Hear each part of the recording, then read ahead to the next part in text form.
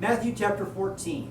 At that time Herod the Tetrarch heard the news about Jesus and said to his servants, "This is John the Baptist. He is risen from the dead, and that is why miraculous powers are working in him." For when Herod had John arrested, he bound him and put him in prison on account of Herodias, the wife of his brother Philip.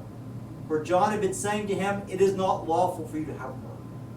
And although he wanted to put him to death, he feared the multitude because they regarded him as a prophet. But when Herod's birthday came, the daughter of Herodias danced before them and pleased Herod. Thereupon he promised with an oath to give her whatever she asked.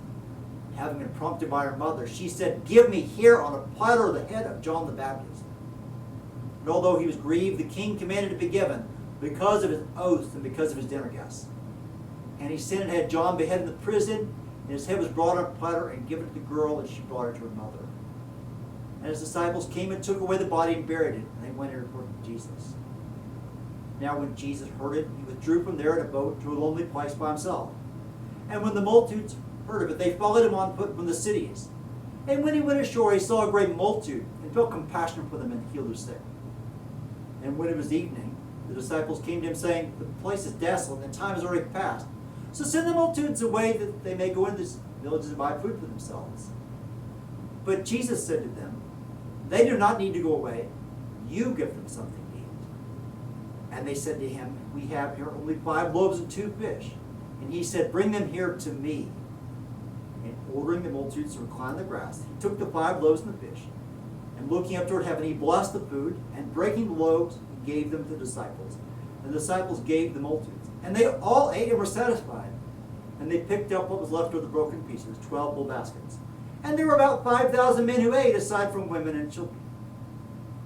And immediately he made the disciples get in the boat and go ahead to the other side, while he sent the multitudes away. And after he had sent the multitudes away, he went up the mountain by himself to pray. And when it was evening, he was there alone. But the boat was already many stadia away from the land, battered by the waves, for the wind was contrary. And in the 4th watch of the night, he came to them walking on the sea. And when the disciples saw him walking on the sea, they were frightened, saying, "It is a ghost," and they cried out for fear. But immediately Jesus spoke to them, saying, "Take courage, it is I, do not be afraid." And Peter answered and said, "Lord, if it is you, command me to come to you on the water." And he said, "Come." And Peter got out of the boat and walked on the water and came toward Jesus. But seeing the wind, he became afraid, and beginning to stink, he cried out, saying, "Lord, save me." And immediately Jesus stretched out his hand and took hold of him and said to him, "O you of little faith, why did you doubt?" And when they got into the boat, the wind stopped. And those who were in the boat with him worshipped him, saying, "You are certainly God's Son." And when they had crossed over, they came to land at Gennesaret. And when the men of that place recognized him, they sent into all that surrounding district and brought to him all who were sick. And they began to entreat him that they might just touch the fringe of his cloak. And as many as touched it were cured.